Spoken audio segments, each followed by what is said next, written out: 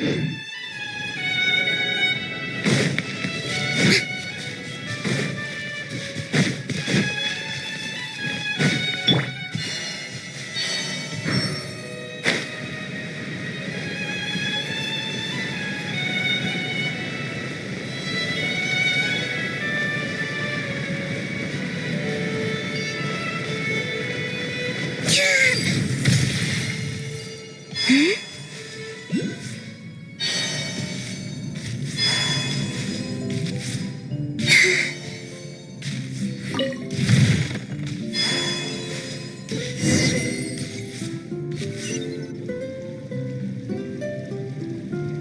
long, long time ago, there was a young woman who ran away from home.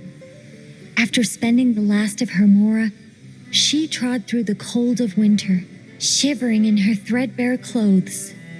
Suddenly, the young woman found herself stepping out onto thin air, and she fell through into a strange place. But before she could react, a voice rang out from somewhere in the distance. This is the secret home of Nicola Coco, the great mage everlasting. O destitute one, tell me your heart's greatest wish, and with my guidance, you shall attain it. Whoa! That was a strange voice. Nicola Coco. Who's that again? Do we know her?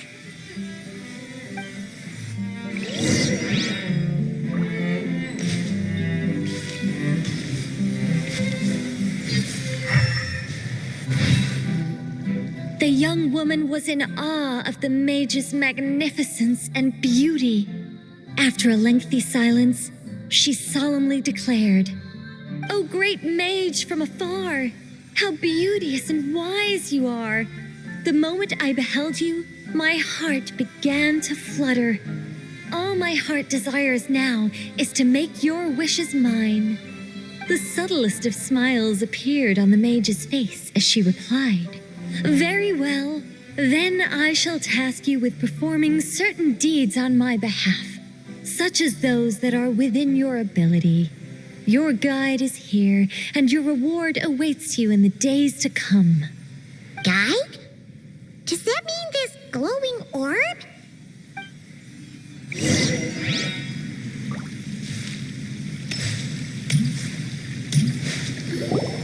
"Secret home," said the young wanderer, with a look of confusion on their face.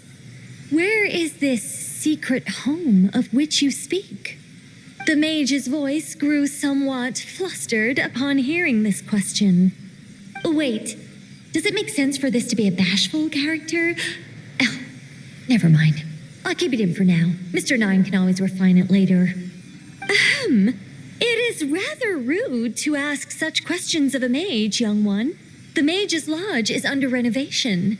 Very soon you shall be stunned by its grandeur. This shall be your trial. Offer up your strength and help this great mage to build her territory."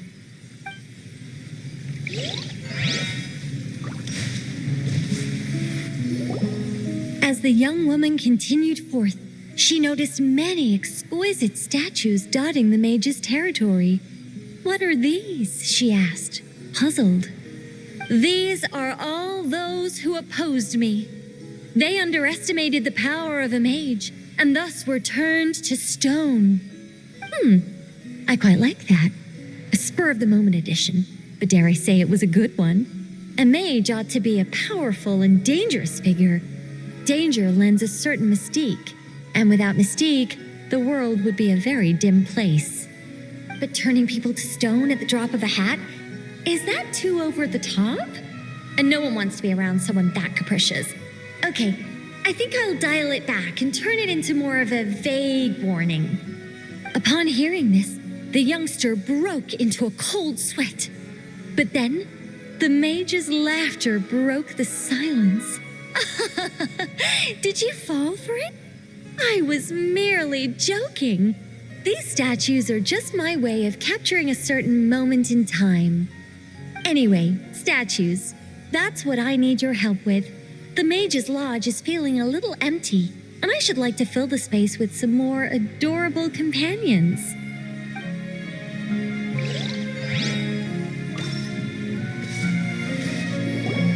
Well then, young one, now you have learned of the troubles faced by this mage. Nicola Coco requires your aid to build her sacred territory. The mage poured a cup of tea for her visitor. What say you? Wait a minute! Shouldn't we think twice before going all in on this? We don't know anything about this person! And she seems a little weird. Huh? Although, having said that, this teacup looks kind of familiar. Nicola Coco. Ah! Is it Mage N? Nicole? Correct. What do you think of my story? Hard to say. It's not finished yet, surely. What happens to the characters in the end? I haven't decided yet. I need to renovate my home first. Perhaps I'll have a burst of inspiration after that. Anyway, if you can hear my voice, I assume that means you're currently in Nodcry. In which case, could I trouble you to gather a few things for me? Well, I'd like to build a few more statues to decorate my home, but I'm lacking inspiration at the moment. I was thinking you could take some photos to give me some ideas. Are you serious? All right then, leave it to us. Wait here. We'll head out and see what we can find. But remember to finish the story once the statues are done.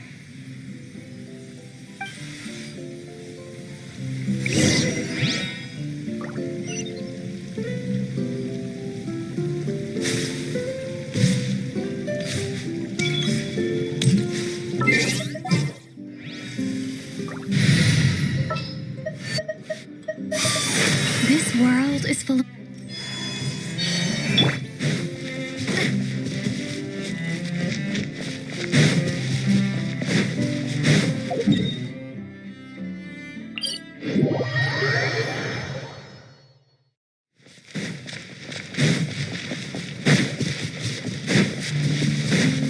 Hey, look over there! Are those finches? Oh, they look pretty lively, don't they? Seems like a good first photo.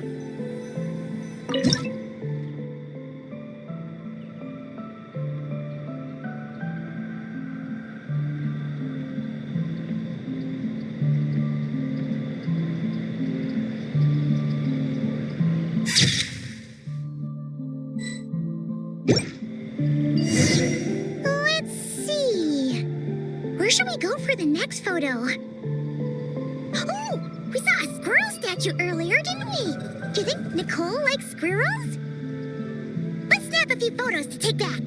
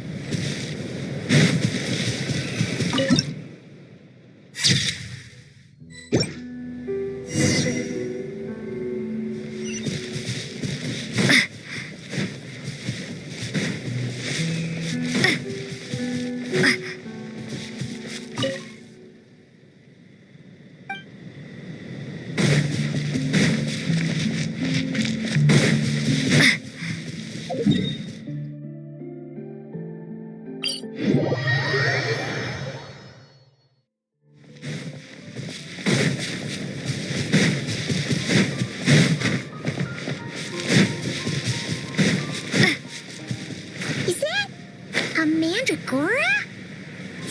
Paimon thinks that would make a pretty...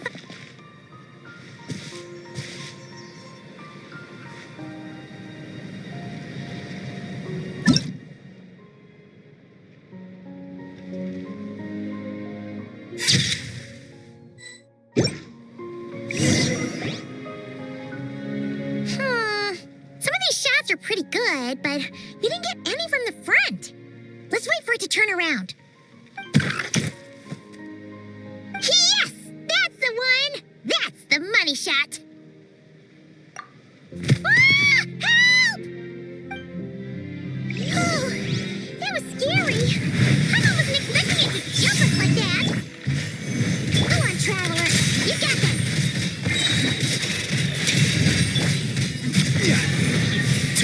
Order guide you. A new moon rises.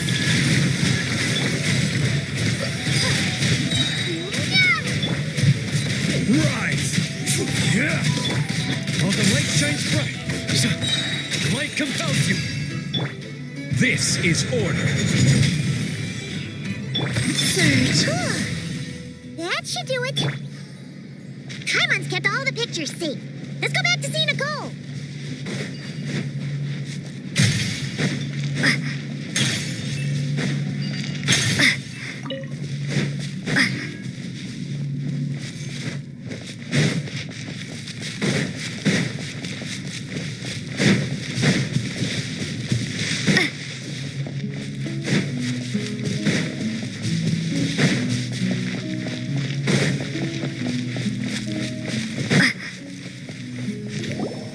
Hey, Nicole, we're back. That was quick. You two worked very fast. It's nothing. But, how do we get the photos to you? You can hold on to them for now. I'll be there in a couple of days. We can talk more about the statues then. Sure thing. See you in a couple days.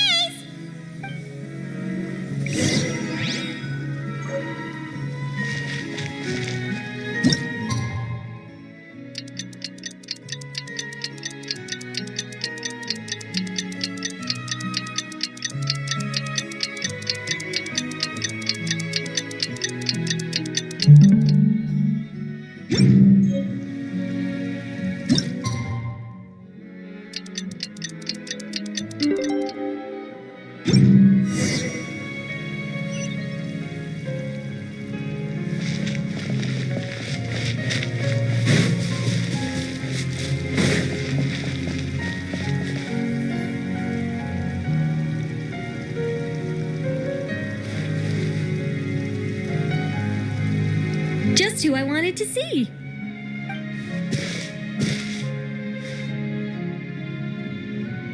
I'm delighted with the photos you took.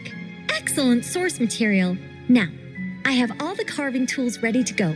Would you like to try it together? Carving tools? You mean these blocks? That's right. The statues are inside the stones. All we need to do is remove any excess material. To make things a little easier for you, I've provided a guide on how the carving process works. Allow me to demonstrate. First, we make some big, bold cuts to carve out the general shape.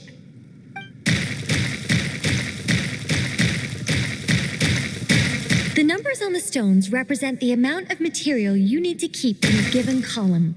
So, first we do this, and then this. Oh, it's starting to take shape. Got it? If you carve the blocks this way, you should be able to see the basic form. Then, you just need to add some finishing touches, and voila. Wait, what? It suddenly changed in the blink of an eye. How'd you do that? A great mage doesn't reveal her secrets that easily. Just behold and be amazed.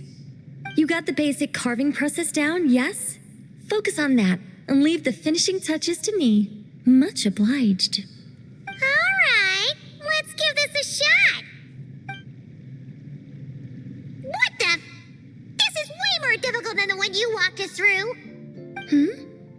Oh, sorry, wrong one. That's the one I was going to work on. Yours is over here. Whew, well, that's a relief.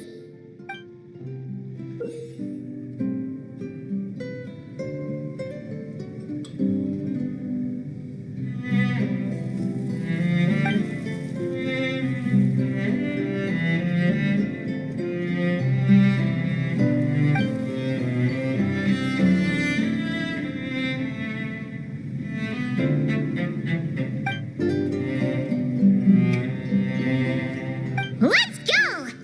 Do you still remember Nicole's process? The numbers represent the amount that we need to keep per column. So, if the number is 0, that means we gotta remove the whole thing. And if it says 3, That means we just mark the whole thing as keep, right?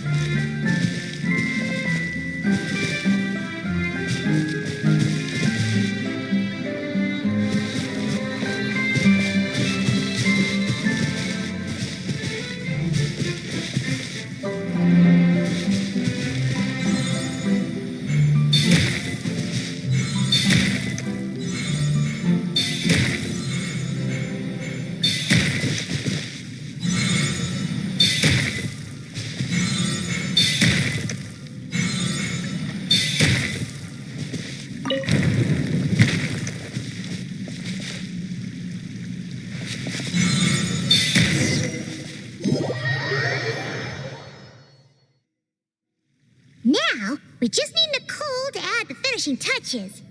You got rid of all the extraneous stone, yes? Let me take a look.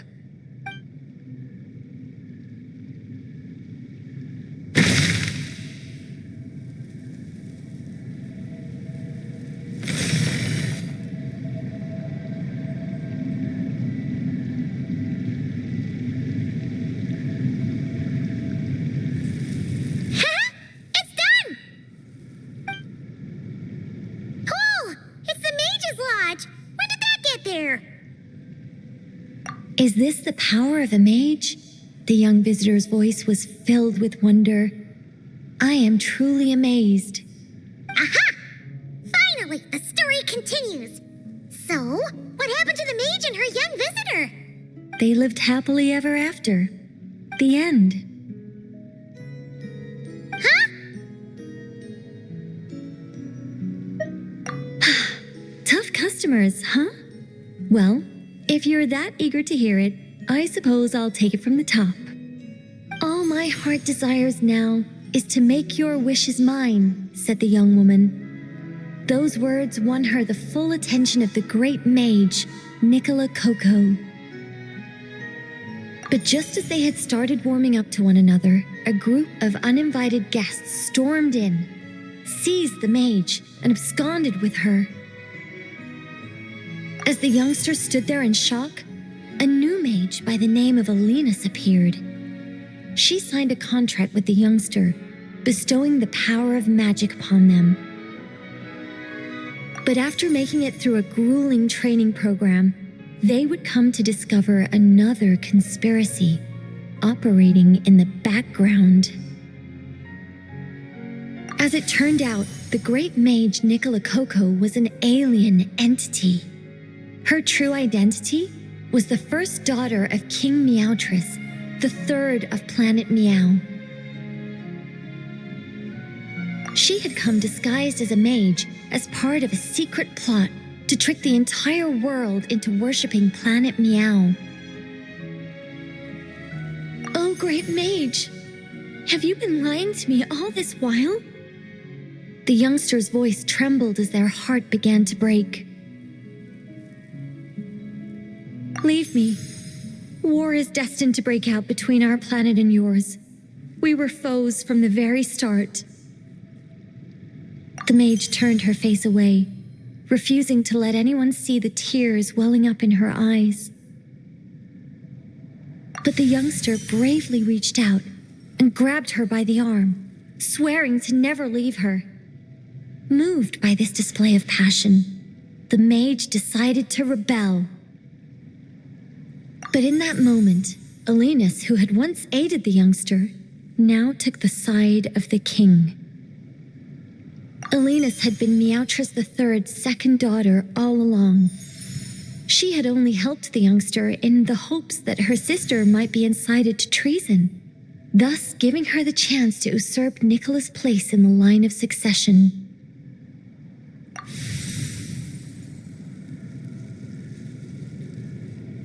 Anyway, that's the gist of it. In the end, the youngster, who by this point had turned into a cat, worked with the mage to successfully foil the king's plot. Then, they returned to the mage's lodge together and lived happily ever after in peace and quiet. The end. That was amazing. This story has everything. True love, rebellion against injustice. That can't be helped. All creations escape the controlling grasp of their creator eventually. We angels are a case in point.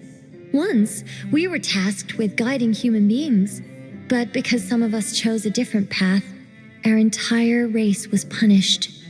If even the heavenly principles can't fully control their own creations, what chance do I stand? Fate is always ineffable, and yet, I still hope I can guide those I meet towards a happy ending to their tale. That applies to characters in my stories as well. Anyway, the story's over now, and I'm running a little low on energy. Next time I've got a good story to tell, I'll share it with you, all right?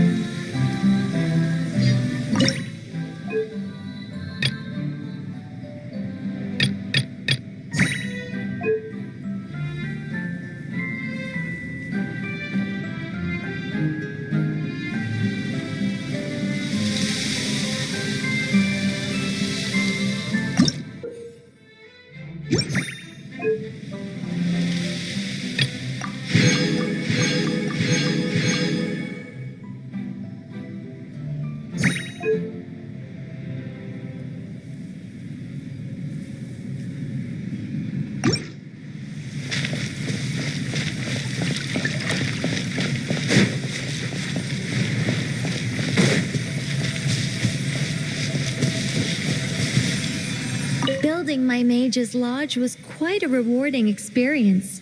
But as everyone knows, any mage worth her salt owns more than one garden. It's time to pick a new location, I think. There is actually a very simple reason for it. If I only ever built one home, I might have to wait forever before someone stumbles in by mistake. Not that I'm looking to build a bustling tourism hotspot or anything, but it would be a little embarrassing if no one ever visited at all. It'd be a bit like spending days preparing for an extravagant birthday banquet, only for no one to show up on the day. And that is why I must expand my territory. A mage's power and might must be witnessed by the outside world, if only once in a while. Building my mage's lodge was quite a rewarding experience. But as everyone, there is actually a very simple reason for it. Not that I'm looking to build a bustling, and that is why I must expand my territory.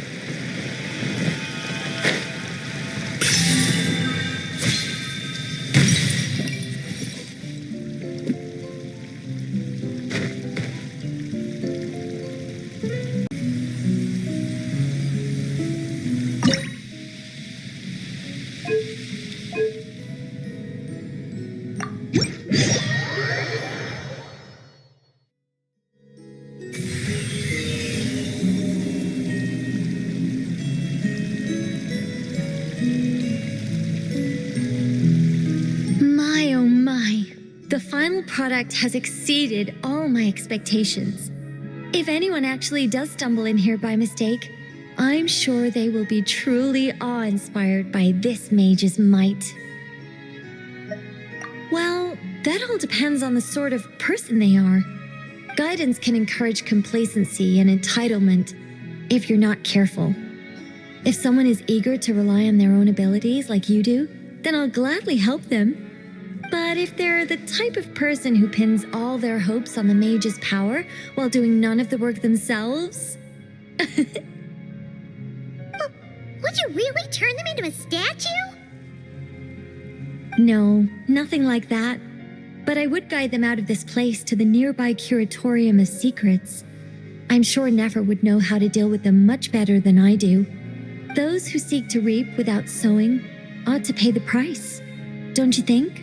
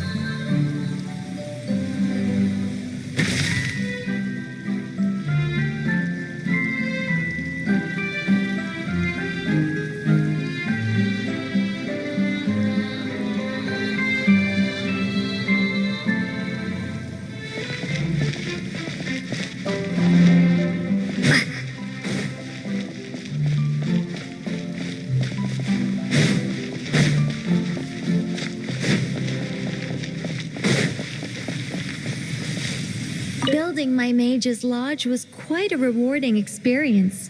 But as everyone knows, any mage worth her salt owns more than one garden. It's time to pick a new location, I think. There is actually a very simple reason for it. If I only ever built one home, I might have to wait forever before someone stumbles in by mistake. Not that I'm looking to build a bustling tourism hotspot or anything, but it would be a little embarrassing if no one ever visited at all. It'd be a bit like spending days preparing for an extravagant birthday banquet, only for no one to show up on the day.